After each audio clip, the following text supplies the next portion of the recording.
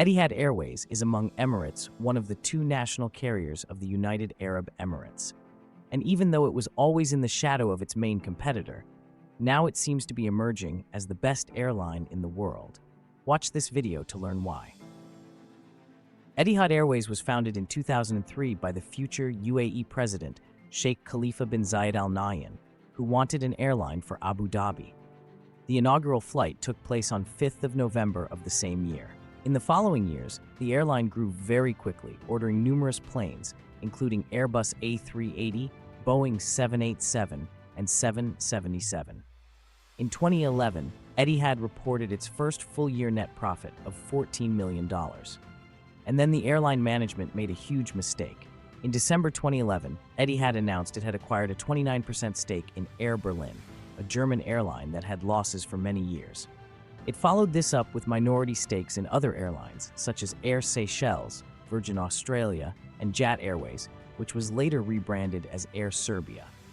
In 2012, Etihad acquired 24% of Indian Jet Airways and one-third of the small Swiss regional carrier Darwin Airlines, renaming it as Etihad Regional. But the worst decision was yet to come. On the 1st of August 2014, Etihad agreed to acquire a 49% stake in the Italian flag carrier Alitalia. Alitalia was famous for not being profitable for years and having many structural problems. This exotic airline alliance was named Etihad Airways Partners. However, there was no strategy and coordination between all of the member airlines.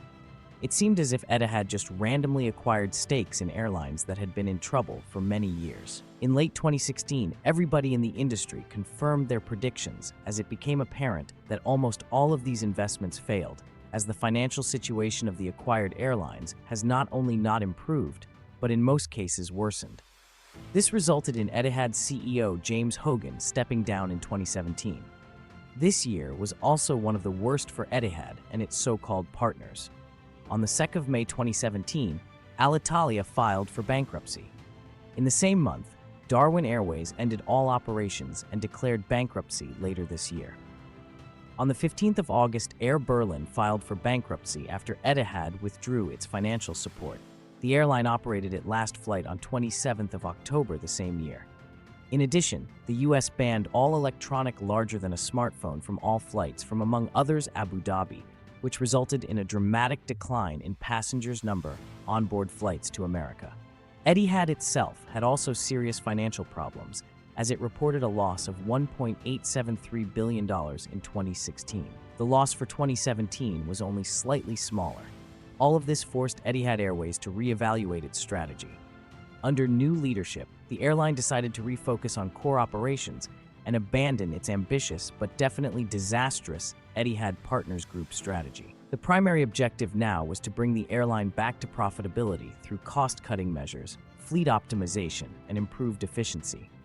In 2017, Tony Douglas, an experienced aviation executive, was appointed as the new CEO, signaling a new era for Etihad. Douglas implemented a 5-year transformation plan with an emphasis on reducing operational costs, optimizing routes, and consolidating fleet management. Etihad was to focus on point-to-point flights and partnerships, rather than creating a global hub competing with Dubai and Doha.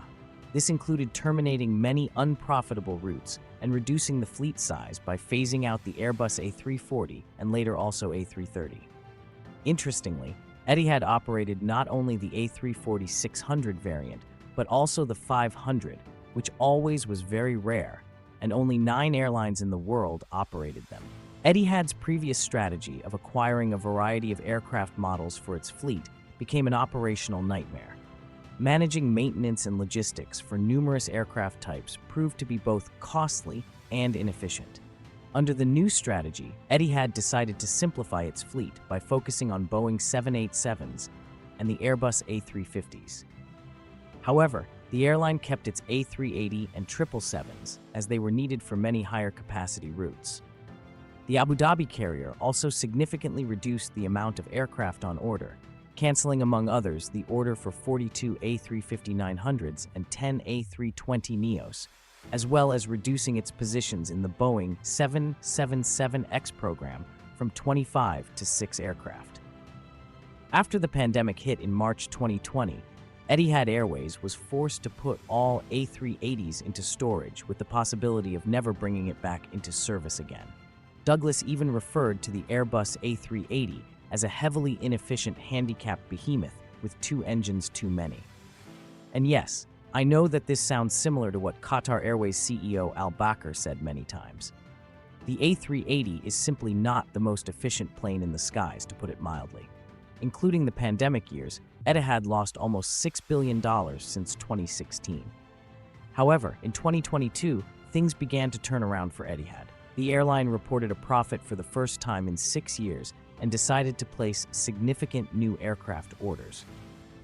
As of now, Etihad's total order count stands at 101 aircraft, indicating that the airline plans to more than double its fleet in the coming years. Most of the A380s have also been brought back into service, though I'll share more details on that later. One of the most crucial aspects of the restructuring program was addressing the cause of the airline's financial troubles. This was finally achieved in 2023 when Etihad exited all the airlines in which it had previously held stakes. Air Serbia was the last remaining airline in which the Abu Dhabi-based carrier had a minority stake. In the same year, Etihad added 15 new destinations, including Lisbon, Copenhagen, Kolkata, and Osaka, and grew its operating fleet by 14 aircraft. And thanks to numerous retirements of the old aircraft, Etihad's passenger wide-body fleet comprised 78% new generation aircraft, Boeing 787 and Airbus A350, which are both wonderful aircraft. Watch my other video to learn more about these wonderful aircraft. Now let's talk about Etihad A380s. The airline as of October operates 5 Super Jumbos and plans to have them all back in service by early 2025, with 2 in maintenance. Each aircraft offers a unique experience, including the Residence First Class, a private suite that sets the standard for ultra-premium air travel, and I think that it's the best possible hard product in the skies, surpassing Emirates, Singapore, and others. This first class also includes a chauffeur and spa lounge, though Emirates also offers a similar experience.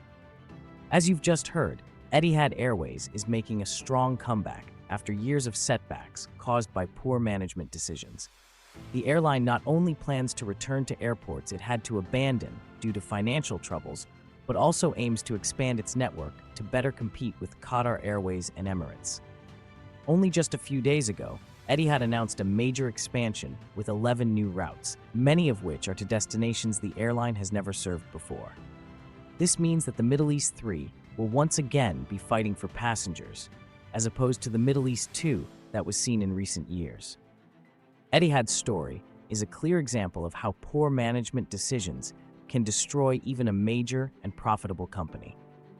The airline's investment in struggling carriers without any strategy was a recipe for disaster. Have you ever flown with Etihad Airways? Share your experiences in the comments, and don't forget to subscribe to my channel for more aviation stories.